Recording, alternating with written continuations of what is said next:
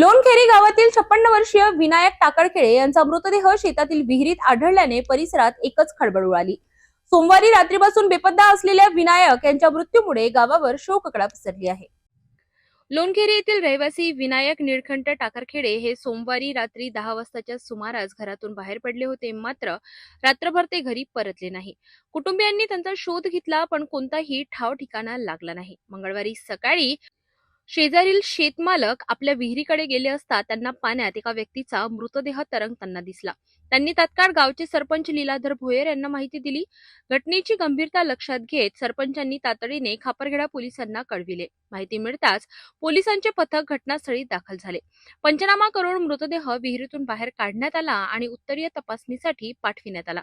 दरम्यान हा मृत्यू अपघाती आहे की घातपात याचा तपास पोलिसांकडून सुरू आहे। या घटनेमुळे संपूर्ण लोणखेरी गावात हळहळ व्यक्त केली जात आहे।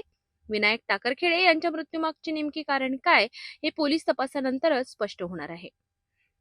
विनायक टाकळखेडे यांच्या मृत्यूमागचे नेमके कारण काय हे पोलीस तपासानंतर स्पष्ट होणार आहे।